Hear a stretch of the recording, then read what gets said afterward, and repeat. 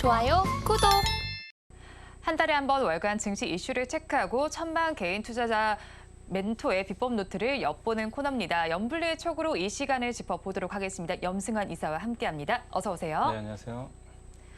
네, 이사님 먼저 시장에 대한 이야기를 해야 될 것 같습니다. 3분기 실적 시즌인데 사실 호실적을 보이긴 했지만 주가는 지지부진합니다. 특히나 10월 시장을 살펴보면 반등을 했더라도 채 하루가 가지 못하고 다음 날은 또 다시 또 약세를 보이는 모습이 나타나는데 이렇게 10월 시장이 약세를 보이는 주요 원인 어디서 찾을 수 있을까요? 네, 생각보다 좀 증시 하락폭이 더 거세지고 있는 것 같아요. 네. 오늘도 좀 급락을 하고 있는데 일단 이제 고금리 고유가 강달러 현상이 계속 이어졌죠. 근데 물론 오늘은 좀 꺾였거든요. 꺾였는데도 불구하고 그런 것들이 시장에 반영되지 않으면서 계속 시장 위축되고 있고 또 거기에 이제 10월 달에 그 하마스가 이제 이스라엘 침공하면서 이제 지정학적 리스크까지 불거졌고 또 올해 특히 코스닥이 전 세계에서 상반기 1등했거든요. 네. 그 주역은 2차 전지인데 이게 이제 부메랑이 된 거죠. 그때 좋았던 게 지금 오히려 급락을 하다 보니까 증시를 또 끌고 내려가고 있거든요. 그래서 2차 전지가 주가 빠지면서 개인 투자분들의 수급도 많이 이탈됐고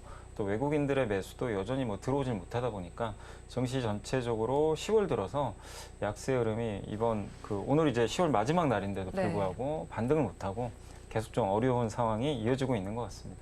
네, 삼고 현상도 있었고 지정학적 리스크도 심화가 되고 있습니다. 거기 2차 전지주의 약세 역시도 지수를 끌어내리는 요인으로 작용을 하고 있는데요. 또 지난 시간에 저희가 또 고유가에 대해서 다뤘습니다. 그런데 이런 상황 속에서 중동전이 더욱더 확전이 되고 있는 상황인 만큼 앞으로의 유가에 대해서도 한번 생각을 해봐야 되는 시점일 것 같습니다. 정유주들 전망 어떻게 봐야 할까요? 일단 정유주들은 국제유가가 일단은 오르질 못했어요, 거의. 예, 그러니까 지금 오늘 기준으로 국제유가가 전쟁 전보다 더 떨어졌거든요. 네. 예, 그렇기 때문에 국제유가 상승폭이 크지 않아서 일단 정유주들 그렇게 주가 흐름은 급락했다, 급등했다 이거보다도 좀 지지부진했다. 이렇게 좀 보시면 좋을 것 같고 어쨌든 이제 확전 불확실성이 아직 남아있긴 한데 그 가능성은 그렇게 높진 않기 때문에 국제유가가 크게 상승하기 좀 쉽지는 않은 것 같아요.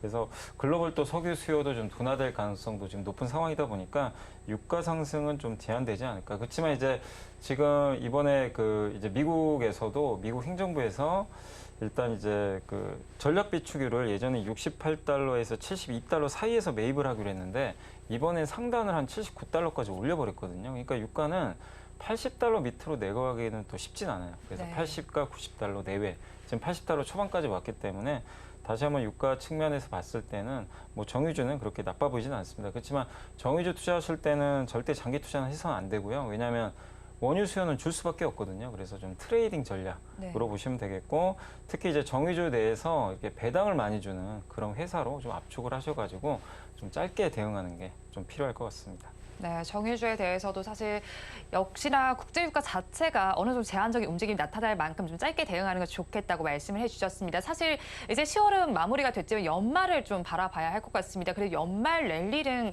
기대해 볼 수 있지 않을까 싶은데 이런 시장 상황 속에서 어떤 키워드가 있는지 첫 번째 키워드부터 확인해 보겠습니다. 네, 첫 번째 키워드입니다. 공포가 지배하는 시장입니다. 사실 우리 증시 너무너무 지금 안 좋은 상황이다 보니까 증권가에서는 패닉셀링 주의보를 내리기도 했습니다.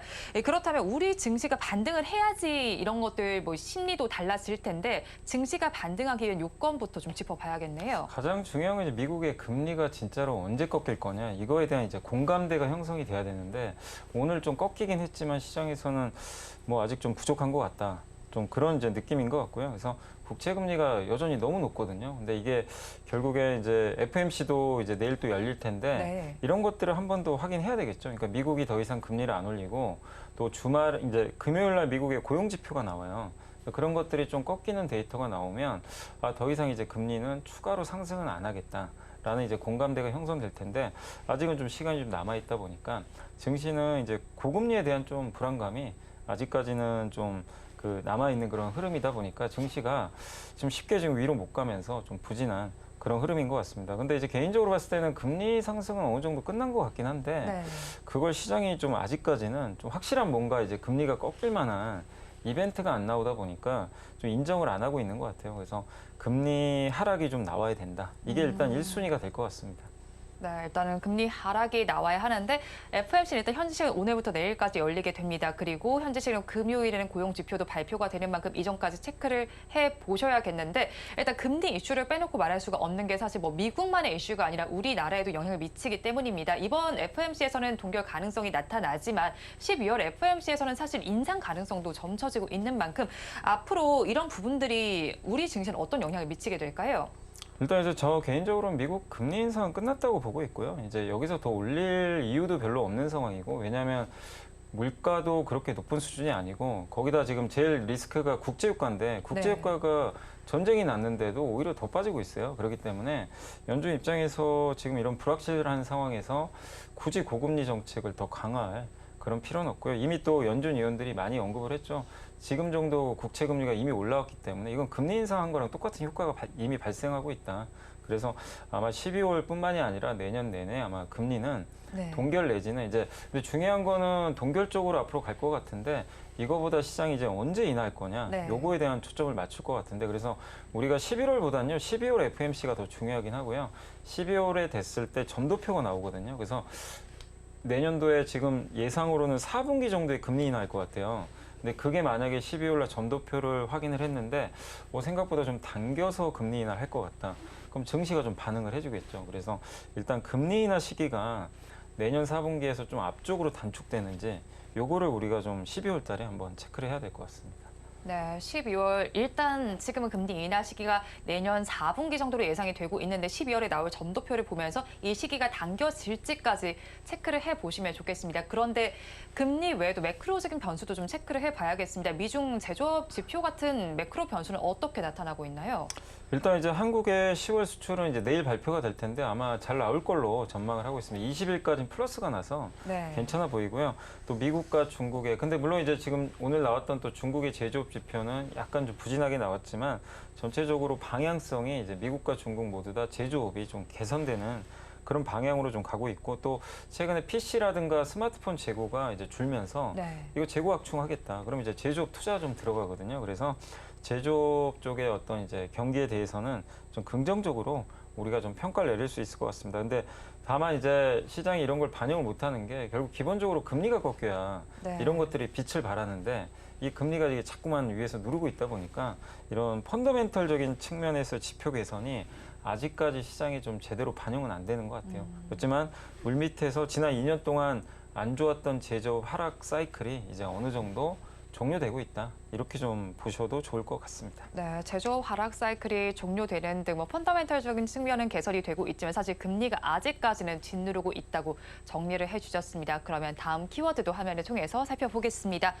3분기 실적의 의미라고 키워드를 주셨습니다. 3분기 실적 시즌인데 사실 이것이 어느 정도로 지금 나타나는지를 봐야 되겠죠. 녹록지 못한 환경 속에서 사실 실적은 선방했다는 생각이 들기도 하는데 그럼 실적 발표 이후에 주가 흐름은 또 어떻게 나타나고 있나요? 일단 이제 3분기 실적은 굉장히 이제 업종과 종목별로 너무 차별화가 극심한 것 같고요. 그리고 특징은 특히 고밸류 기업인데 그 기대치 못 미치면 그냥 그날은 폭락을 합니다.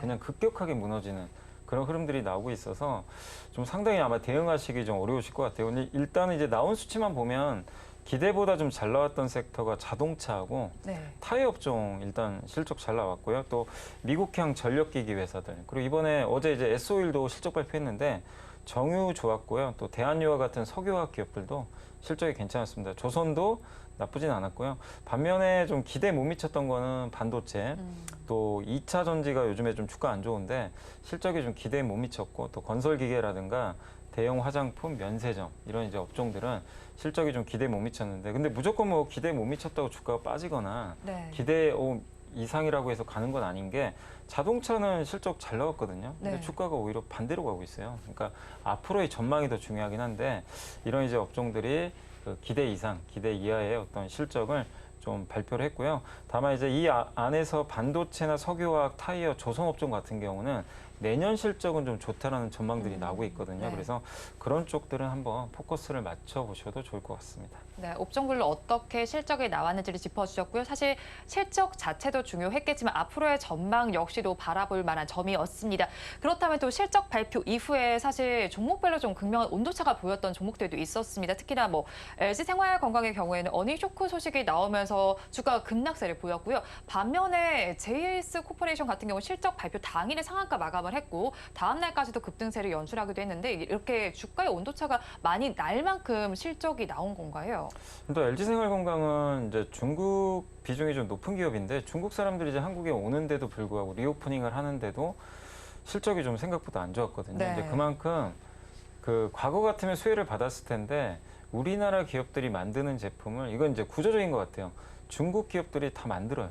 요즘에는. 그러다 보니까 이제 중국 자체적으로 그걸 소화를 하다 보니까 한국 기업들이 중국에 가서 일단은 이제 뭔가 수혜를 받을 만한 게 과거보다는 좀 낮아진 그런 상태고 FNF도 이번에 실적 나왔는데 네. 주가 오히려 급락을 해버렸거든요. 그러니까 그런 걸 보면 중국 소비에 대해서는 시장에서는 좀 뭔가 좀 아직까지 물음표를 좀 띄우고 있는 상황이고 그게 뭐 LG생활건강만 그런 게 아니라 삼성전기, 호텔신라 이런 기업들 대부분 중국 비중이 좀 높거든요. 네. 그러니까 다 실적 발표하고 주가가 좀 안 좋았습니다. 근데 반대로 JS 코퍼레이션이라든가 뭐 이번에 보니까 효성중공업 같은 기업들 보면 미국형 기업들이거든요. 네. 그러니까 이쪽은 또 숫자가 좀 잘 나왔고 그 주가도 좀 반응을 해줬는데 어쨌든 그 중국이냐 좀 비중국이냐에 따라서 좀 시장에서 받는 그런 온도차가 좀 다르지 않나 이렇게 좀 보고 있고요. 그리고 이번에 또 실적 발표에서 또 특징적인 게 비용을 좀 줄였던 기업들의 실적이 좀 괜찮아요. 네. 아까 타이어 잠깐 말씀드렸지만 타이어도 성장은 아닌데 비용을 확 줄이다 보니까 어닝 서프라이즈가 좀 나왔거든요. 그래서 확실히 그 이렇게 비용을 좀 절감하는 그런 업체들에 대해서도 시장은 일단은 좀 높은 점수를 주고 있고 그리고 뭐 오늘 뭐 삼성전자가 좀 주가 부진하긴 하지만 네. 어쨌든 이제 그 반도체에 대해서도 그래도 좀 긍정적으로 보고 있는 이유는 여기서 더 나빠지겠냐 업황 턴어라운드에 대한 기대감들이 좀 남아 있다 보니까 그쪽에 대해서도 전망들은 좀 나쁘지 않은 것 같습니다. 그래서 종합적으로 말씀드리면 어쨌든 중국 비중이 너무 높고 중국이 우리나라 기업들을 대체할 수 있는 그런 상품군을 보유한 기업들은 확실히 시장에서는 좀 냉정하게 좀 평가를 하고 있다라고 좀 말씀드리겠습니다. 네, 실적 시즌 내에서도 뭐 중국이냐 비중국이냐에 대해서도 좀 엇갈렸고 거기에 비용 절감을 어느 정도 했느냐에 따라서도 주가가 엇갈림이 나타난 것 같습니다. 그렇다면 연말 전략을 업데이트해볼 시점인데 3분기 실적이 시사하는 바가 좀 궁금합니다. 3분기 실적을 보고 좀 확대해 볼 만한 섹터가 좀 나타났을까요? 일단 이제 3분기 실적 자체보다 아까 말씀드린 대로 전망이 더 중요하거든요. 근데 3분기는 좋은데 4분기 내년 전망이 좀 안 좋으면 주가는 오히려 좀 빠지는 경우가 많고 지금 안 좋아도 3분기 아니면 이제 내년 전망이 좋아지면 오히려 좀 주가가 괜찮았던 그런 흐름들이 나오니까 방향성에 여러분들이 초점을 맞추고 좀 보시면 좋겠고 확실히 방향성이 나아지는 업종은 한 3가지 정도 좀 보고 있는데 반도체 업종 일단은 아까 말씀드린 대로 내년 보면 굉장히 편한 업종 중에 하나고 그리고 이제 우리나라 업종 전체 통틀어서 내년 전망이 그러니까 실적 전망이 가장 이제 위가 좀 높은 업종은 조선 업종입니다. 네. 그동안 조선 업종이 몇 년간 적자를 냈는데 올해부터 지금 흑자로 조금씩 전환되고 내년에는 이제 고가 선박이 반영되면서 실적은 더 좋을 것 같고요. 그리고 이번 3분기 실적도 좋았는데 앞으로도 전망이 또 좋은 섹터 중에 하나가 바로 클라우드 업종. 이제 네. 미국에서도 사실 이번에 뭐 아마존도 그렇고 마이크로소프트도 주가 올라갔던 게 사실 이제 클라우드 쪽이거든요. 근데 한국에서도 보면 뭐 삼성 SDS 같은 기업들 이런 기업들 같은 경우는 이제 클라우드 쪽 매출이 늘어나면서 주가도 좀 좋았거든요. 그래서 그 한국에서도 클라우드 관련된 이제 사업들을 하는 기업들이 있다면은 그쪽에 포커스를 맞춰 보시는 것도 좀 좋을 것 같습니다. 그래서 반도체, 조선, 클라우드 이쪽은 한번 계속 주목할 필요는 있는 것 같습니다. 네, 앞으로의 방향성을 살펴보셔야 하는데 반도체와 조선 그리고 클라우드 업종을 한번 살펴보시면 좋겠습니다. 그럼 마지막 키워드까지 확인해 보겠습니다. 전기차 시장 브레이크라는 키워드입니다. 아무래도 뭐 테슬라의 어닝 쇼크 얘기를 빼놓고 말할 수가 없겠죠. 사실 연초와는 굉장히 분위기가 너무 달라요. 사실 연초만 하더라도 우리 시장에서도 2차 전지주들 계속해서 주목을 받았었는데 앞으로 어떻게 봐야 할까요? 사실 오늘도 이제 테슬라가 충격파가 좀 있었죠. 네. 뭐 파나소닉이 감산한다. 이렇게 또 이제 그 얘기가 좀 나오면서 테슬라 주가 5% 빠지니까 오늘 뭐 국내 증시에서도 이제 배터리 관련된 기업들의 주가 좀 안 좋은데 어쨌든 전기차 시장이 둔화되는 이유는 여러 가지가 있겠지만 일단 이제 금리가 너무 높거든요. 그래서 전기차도 할부로 많이들 사기 때문에 네. 이 고금리가 장기화되면 할부 금리가 올라서 사실은 이제 구매하기가 좀 쉽지 않은 거죠. 그리고 이제 그동안은 이렇게 값비싼 전기차를 많은 사람들이 좀 샀던 이유가 얼리 어댑터라고 그러죠. 그러니까 뭔가 좀 새로 나오면 처음부터 사려는 분들, 가격 상관없이. 근데 그런 분들의 수요는 끝났다고 하더라고요. 근데 이제 나머지 일반 대중들이 사야 되는데 대중들이 봤을 때 이렇게 금리 높고 아직 충전 시설도 좀 미비하고 네. 굳이 뭐 내가 지금 살 필요 있나? 어차피 가격 떨어질 텐데. 그러니까 더 기다리는 것 같아요. 그러다 보니까 지금 약간 이제 그 수요 공백 상태죠. 네. 거기에 또 유럽과 중국의 전기차 보조금이 좀 축소되면서 이런 이제 정책적인 면도 뒷받침이 안 되고 있고 그러다 보니까 이제 전기차에 대해서 그동안은 의문 보호가 없었거든요. 아, 이건 무조건 성장이다 이랬는데 갑자기 이제 기스가 나기 시작을 한 거죠. 그래서 이런 움직임들이 지금 이제 갑작스럽게 이번 3분기 실적 발표를 계기로 해서 나오다 보니까 시장은 좀 굉장히 이 전기차 시장에 대해서 높은 밸류를 줬다가 이제 이거 높은 밸류 줘야 되나? 약간 이제 고민에 들어간 좀 그런 시기로 이제 전환이 되면서 여기 관련된 기업들의 주가가 좀 굉장히 부진한 그런 상태인 것 같습니다. 네, 고금리가 장기화되면서 사실 전기차 시장 자체의 열기가 좀 떨어졌습니다. 일반 소비자들이 지금 소비를 해야 될까라는 물음표가 있는 시점인데요. 그런데 뭐 테슬라, 제너럴 모터스 그리고 포드의 경우에는 이런 부분을 생각하면서 전기차 비관론이 확산이 되고 있습니다. 그런데 반면에 현대차의 경우에는 전기차 전략을 계속해서 강행을 하는 모습이잖아요. 그렇다면 앞으로 이 부분이 부메랑이 돼서 악재로 작용하게 되지는 않을까요? 근데 지금 이제 현대차도 주가가 이렇게 실적 좋은데도 못 가는 건 내연기관에서 번 돈은 인정한 시장이 잘 안 해줘요. 어차피 내연기관 다음은 전기차인데 네. 이거 아무리 잘 벌어도 이게 유지가 되겠냐. 약간 이제 이런 뉘앙스고 결국엔 전기차 쪽에서 뭘 보여달라는 건데 근데 지금은 보여주고 싶어도요. 이게 수요가 좀 둔화되기 때문에 네. 이건 뭐 현대차만의 문제가 아니거든요. 좀 시간이 걸리죠. 근데 그 과도기에서 지금 돈은 잘 버니까 그래서 현대 기아가 많이 빠지진 않아요. 근데 오르지도 못하는 그런 상황으로 지금 가고 있다. 근데 이번에 정의성 회장이 이제 얘기했던 건 포드나 GM이나 일부 기업들은 좀 전기차 이 전략에 대해서 약간 좀 발을 뺐거든요. 좀 약간 물러서서 네. 좀 더 두고 보겠다. 연기하겠다. 이런 뉘앙스인데 정의성 회장은 굉장히 단호하게 우린 그냥 갈 길 간다. 예.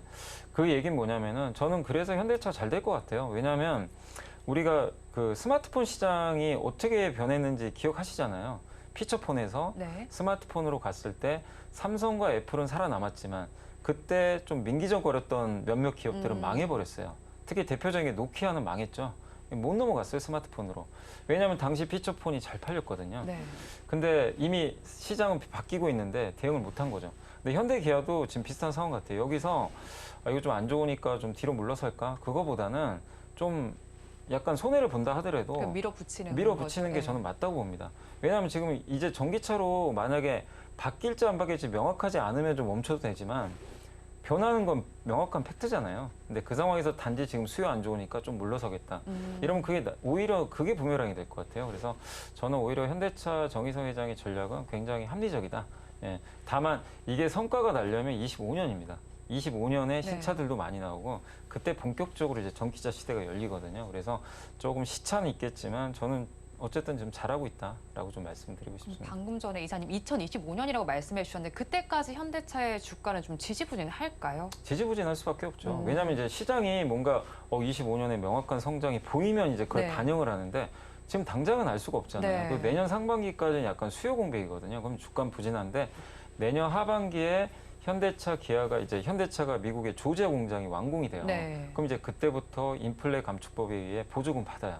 이제 지금 못 받잖아요. 그럼 이제 그때부터 이제 그런 것들을 반영을 해 나가겠죠. 그리고 주가라는 거는 25년에 만약에 성장이 네. 나오면 24년 하반기부터 반영하거든요. 그게 딱 맞물릴 것 같아요. 그래서 상반기까지는 조금 지금 현재로서는 부진할 것 같고요.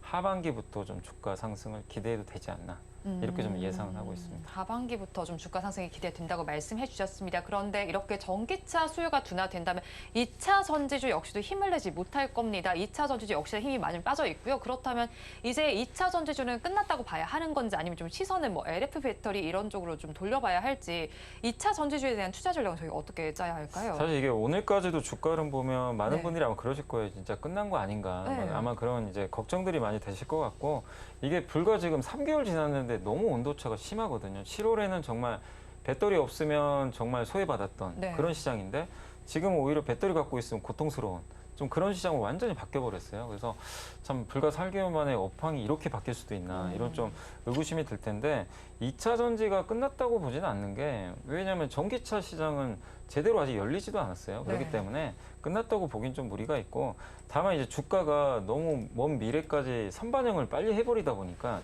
그 후유증이 지금 발생하고 있다. 거기다가 지금 2차 전지를 이끌었던 주요 개인 투자분들이 지금 매수 여력이 없습니다. 근데 외국인들은 2차 전지에 아직까지 그렇게 관심이 없거든요. 네. 그러니까 누군가가 새로운 신규 수요가 좀 들어와야 주가 올라가는데 지금 다들 이제 관망하고 있는 거죠. 그러다 보니까 좀 어려운 주가 흐름이 나오고 있고 또 중요한 건 전기차 수요 살아나야 되잖아요. 근데 그게 지금 당장은 안 보이거든요. 네. 근데 똑같아요. 금리가 꺾여야 됩니다. 근데 금리는 내년엔 좀 꺾일 텐데 일단 지금 당장은 또 아니기 때문에 그래서 연말까지는 어쨌든 좀 2차 전지주 갖고 계신 분들은 좀 답답하시더라도 주가가 크게 오르긴 좀 쉽지 않은 상황에서 그냥 좀 당분간은 횡보하는 그러니까 주가가 여기서 더 빠지기보다는요. 옆으로 좀 늘어지지 않을까 이렇게 보고 있고 내년 연초에는 좀 반등할 것 같아요. 네. 내년 연초에는 수급 부담도 좀 완화되고 금리도 좀 지금보다 좀 안정감 찾을 것 같고 또 이미 주가는 안 좋은 거 지금 반영을 하고 있잖아요.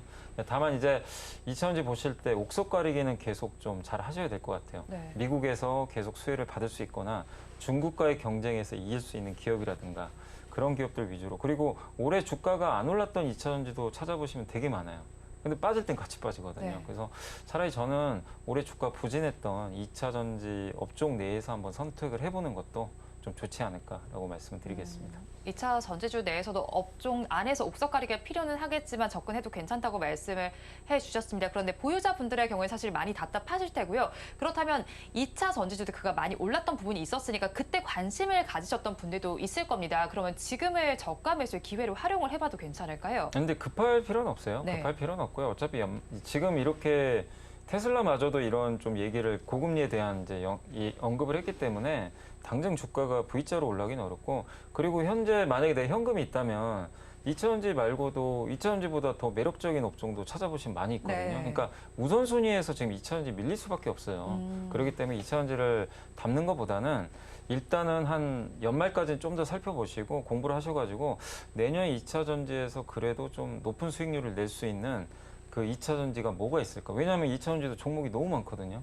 그러니까 뭐 양극재, 음극재, 뭐 분리막, 동박도 있고. 네. 근데 사실 올해 양극재 말고는 또 그렇게 오른 건 별로 없어요. 네. 그래서 저는 개인적으로 이제 양극재보다는 올해 많이 못 올랐던 그런 섹터 내에서도 한번 한 1, 2개월 정도 고민을 하셔가지고 찾아내는 그런 게 중요하지. 그냥 단지 빠졌으니까 언젠가 오르겠지. 이런 전략보다는 네. 차라리 그럴 거면은 다른 업종을 저는 선택하는 게 더 낫지 않나.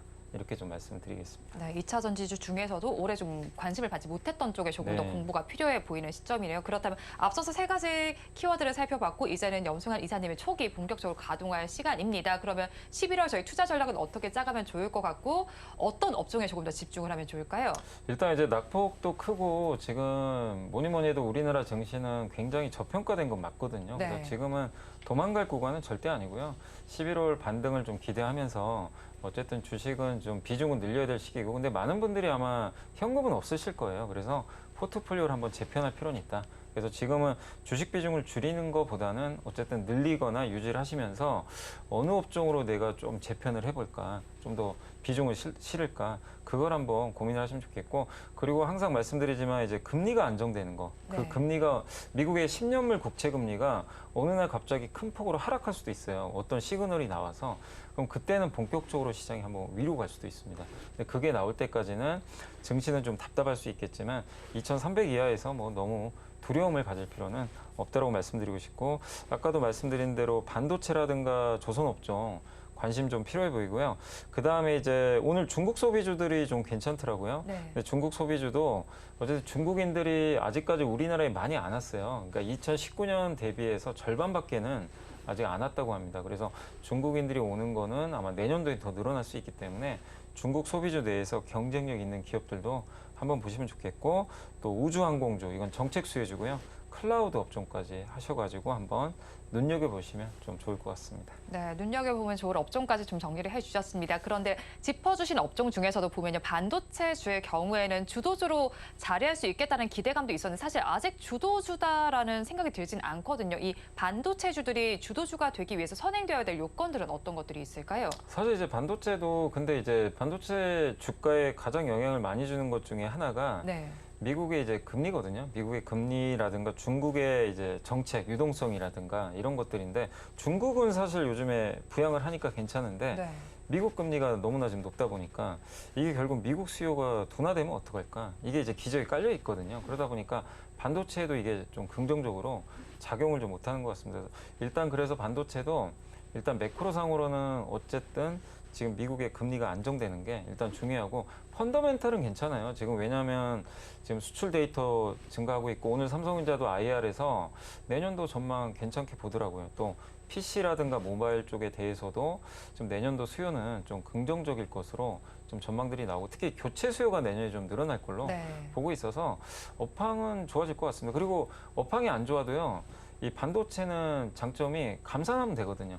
그냥 공급 줄이면 네. 업황은 어쨌든 재고가 줄거든요. 그래서 그런 걸 할 수 있는 또 위치에 있는 기업이기 때문에, 그래서 저는 반도체는 좀 시간 문제 아닌가. 다만 이제 모든 게 똑같습니다.